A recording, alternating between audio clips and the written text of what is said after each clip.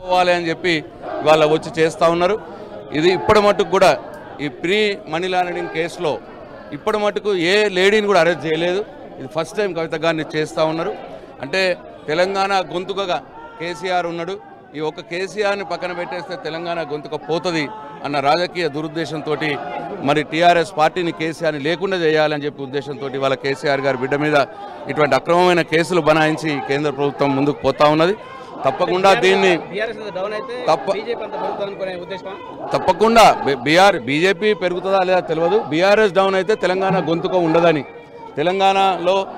తెలంగాణ గురించి ప్రశ్నించే వాళ్ళు ఈ కేంద్ర ప్రభుత్వాన్ని ప్రధానమంత్రిని ప్రశ్నించే వాళ్ళు ఎవరు ఉండరు అని చెప్పి ఇవాళ ఈ కుట్రపూరితమైన చర్య చేస్తూ ఉన్నారు. ఇంత మట్టుకు ప్రీ మనీ లాండరింగ్ యాక్ట్లో ఒక లేడీని అరెస్ట్ ఇప్పటి మట్టుకు చేయలేదు ఈ భారతదేశ చరిత్రలో. ఫర్ ద ఫస్ట్ టైం కవిత గారిని వాళ్ళు అరెస్ట్ చేస్తూ ఉన్నారు. అది కూడా 19వ తారీఖు సుప్రీంకోర్టు కేసు వాయిదా పడ్డాక కూడా, కోర్టులో ఇది ఉండగా కూడా వాళ్ళు ప్రీ ప్లాన్డ్గా వచ్చి వాళ్ళు అరెస్ట్ చేయాలని చూస్తున్నారు. మొదలే ఫ్లైట్ టికెట్లు కొనుక్కొని 8:45కి అరెస్ట్ చేసి తీసుకుపోతామని చెప్పి అట్లా ప్రీ ప్లాన్డ్గా చేస్తూ ఉన్నారు. దీన్ని మేము తీవ్రంగా ఖండిస్తూ ఉన్నాం.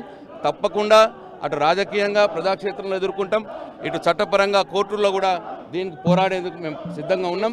ఏనాడు కూడా వెనుకకు పోయే సమస్య లేదు. కేసు విచారణ జరిగిన రోజే 19th వాయిదా వేశారు. ఇంకా 4 days టైం ఉంది, అయినా కూడా ఈ రోజు చేయడానికి అదే నేను చెప్పేది.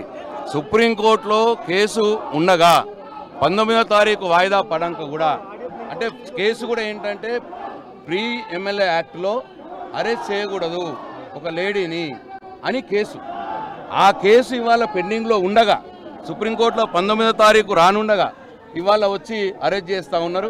ఎంత దారుణం అంటే ఇది తప్పు కదా అని మా అడ్వకేట్లు కానీ అడగబోయే ప్రయత్నం చేస్తే, మాకు తెలియదు మీరు ఢిల్లీకి వచ్చి చూసుకోండి ఏం చేయాలన్న మాట మాట్లాడుతున్నారు. అంటే కానిస్టేబుల్ కదా మన ఇంటికి వచ్చి మా ఎస్ఐ సాబ్ రమ్మంటున్నాడు, ఆ పోలీస్ స్టేషన్కి వచ్చి మాట్లాడుకోలేదని ఉంటే అన్న పద్ధతిలో ఇవాళ తీసుకుపోతా ఉన్నారు. చాలా అక్రమంగా అరెస్ట్ తీసుకుపోతున్నారు. ఇది పూర్తిగా రాజ్యాంగ వ్యతిరేకం, చట్టానికి వ్యతిరేకం. ఇవాళ కేవలం రాజకీయంగా కేసీఆర్ని టీఆర్ఎస్ పార్టీని మరి వాళ్ళ బలి చేయడానికి వాళ్ళ నరేంద్ర మోడీ గారు పూనుకున్నట్టు కనిపిస్తా ఉన్నారు.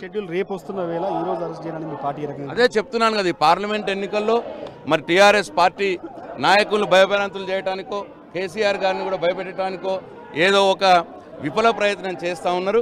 ఎట్టి పరిస్థితుల్లో టీఆర్ఎస్ పార్టీ కార్యకర్తలు కానీ నాయకులు కానీ కేసీఆర్ కానీ ఇటువంటి పిట్ట బెదిరింపులకు బెదిరే ప్రసక్తి లేదు. తప్పకుండా రాజకీయంగా ఎదుర్కొంటాం ప్రజాక్షేత్రంలో, అట్లనే చట్టపరంగా కోర్టుల్లో కూడా ఎదుర్కొంటాం. ఎట్టి పరిస్థితుల్లో కవిత గారికి మొత్తం పార్టీ అండగా ఉంటుంది, తెలంగాణ సమాజం అండగా ఉంటుంది.